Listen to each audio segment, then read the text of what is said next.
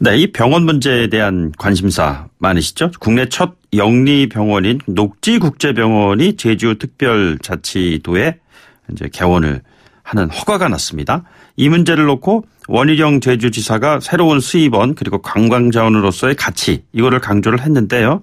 이 문제가 의료 체계를 많이 훼손할 수 있다는 그러한 또 우려 그런 것들이 나오고 있습니다. 그래서 어제 의사협회 최대집 회장이 직접 원희룡 제주지사를 공식 항의 방문하기도 했습니다. 직접 한번 연결해서요. 어떤 문제가 있는지 이런 문제에 대해서 좀 알아보도록 하겠습니다. 대한의사협회 최대집 회장입니다. 회장님 안녕하십니까? 예, 안녕하십니까? 네, 어제 원희룡 지사와 어떤 얘기를 나누셨는지요? 일단 영리병원에 대해서 대한의사협회는 그간 지속적으로 반대하는 입장을 취해왔습니다. 네네. 그래서 이번에도 녹지국제병원이 첫 영리병원으로 도입이 됐는데 거기에 대해서 대한의사협회는 공식적으로 반대한다 하는 그런 기본적인 입장을 전달하고 왔습니다. 예, 그 입장에 대한 지사의 반응은 어땠습니까? 본인도 영리병원의 문제점에 대해서 분명히 인식은 하고 있지만 이번에 녹지국제병원을 허가하게 된 것은 네네. 2015년에 보건복지부에서 이미 승인이 났고 예. 또 건물이 완공이 됐고 의료 인력까지 채용된 상황에서 또 헬스케어원 그 복합 그런 어떤 단지 상당히 대규모 투자가 이루어졌던데 거기에서 불가피한 선택이었다. 특히 이제 외국인들 대상으로 한 진료로 제한을 했기 때문에 네네. 그런 불가피한 점이 있었다. 그런 어떤 설명을 하셨습니다. 네. 반대하시는 가장 중요한 이유는 무엇인가요? 영리병원의 문제는요. 네네. 우리나라의 지금 의료제도 더 좁게 얘기하면 건강보험제도라고 할 수가 있겠습니다. 예. 건강보험제도는 사회보험으로 운영이 됩니다. 네네. 즉 전 국민이 강제로 가입을 하고 전 의료기관이 강제로 지정이 된다는 얘기죠. 예. 이런 어떤 전반적으로 어떤 사회주의식으로 해서 의료보험 체계, 건강보험 체계가 이루어져 있는데 영리병원은 이 건강보험에서 완전히 네. 벗어나 있는 병원입니다. 네네. 그리고 말 그대로 주식회사 병원 기업이 생기는 것입니다. 예. 따라서 우리나라의 어떤 기본적인 의료제도하고 기본적으로 같이 혼용되기가 지금 현재는 매우 어려운 그런 상황이다. 그리고 기존의 건강보험 제도 자체를 근본적으로 그 틀을 왜곡시키고 변형시킬 수 있다. 네네. 이런 점에서 반대를 하고 있죠. 예. 왜곡시키고 시킬 수 있다는 것은 이것의 확장성을 지금 염두에 두고 말씀하시는 것 같은데 그렇지 않고 특정한 제주시라는 한정된 지역 안에서 그것도 규제를 완전히 탈피하는 것이 아니라 완화하는 그런 상황에서 펼쳐지는 것이기 때문에 문제가 없다라는 그 설명이지 않습니까? 그 부분에 대해서 어떻게 생각하고 계시는지요? 문제는 지금 현재 제주도에서 이제 허가 사항으로 발표를 한 것이 그 녹지국제병원 한 개의 병원에서 47개의 병상이 있습니다. 네네. 그리고 진료 과목은 성형외과, 피부과, 내과, 가정의학과 주로 이제 미용과 검진 목적으로 이제 진료를 하고 예. 또 외국인만을 대상으로 하겠다. 그렇게 허가사항을 이제 내줬는데 실제로 이게 병원이 운영이 되다 보면 지금 현재 녹지국제병원을 운영하는 회사에서 즉각 반응이 나왔지 않습니까? 네네. 한국에 대해서 내국에 대해서도 진료를 하겠다. 이런 입장이 바로 나왔단 말이죠. 예.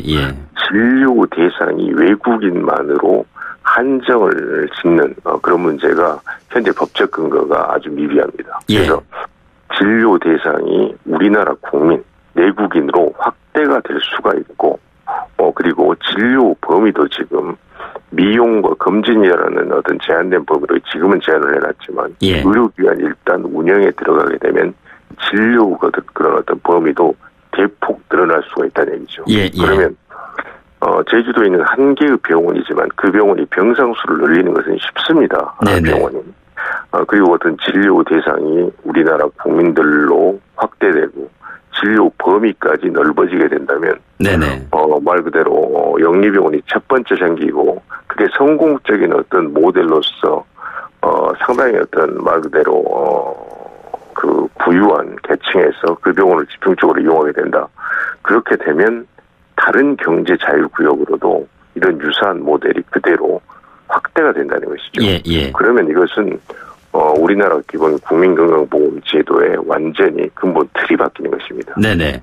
원희룡 지사는 어제 와있던 TV와의 인터뷰를 통해서 지금 이렇게 반론을 제기하는 분들의 그 내용들은 다가올 우려되는 미래에 대해서 가장 나쁜 것들만 골라서 얘기를 하고 있다. 실제로 그렇게 올 것인가에 대한 부분은 현실적으로 그렇게 많지 않다. 이런 그 요지의 답변을 주던데요. 어떻게 보셨는지요? 지금 대한의사협회는 다른 시민단체와 기본적인 어떤 성격이 다릅니다. 네네.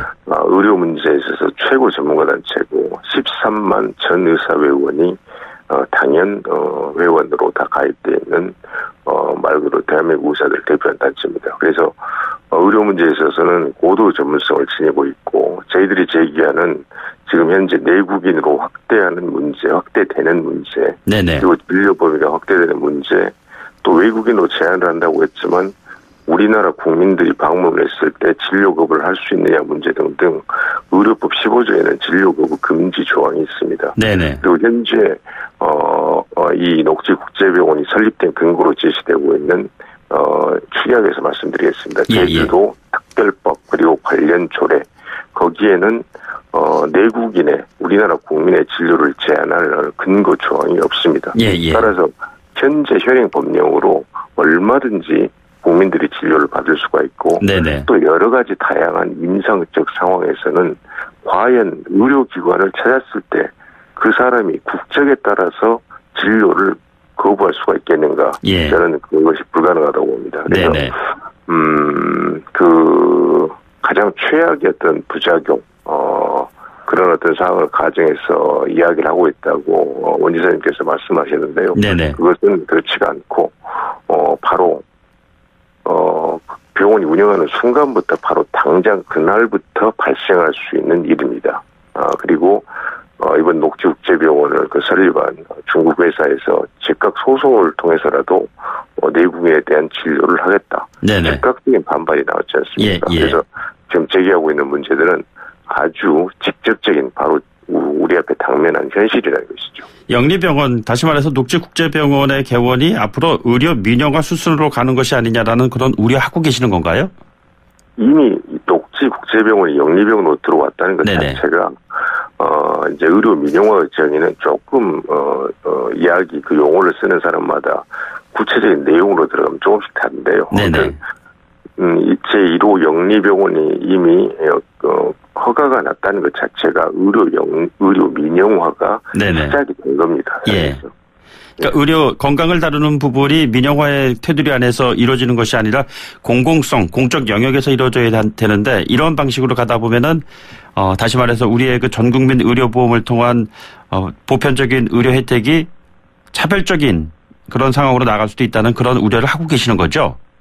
그렇습니다. 기본적으로 물론 의료 민영화, 민간 의료보험이 도입되고 이런 어떤 영리병원이 성립되고 이런 어떤 설립되고 이런 문제들이 여러 나라 주요 선진국들에서 많이 그런 모델들이 있습니다. 네네. 이것이 아예 불가능하고 절대 해서는 안 되는 그런 모델은 아닙니다. 하지만 우리나라 한국적 현실에서는 어떤 다양한 안전장치가 필요하고 지금 이 문제를 논의하는 것이 일 우선순위에 있어서 아직 지금 논의할 단계가 아니라는 것이죠.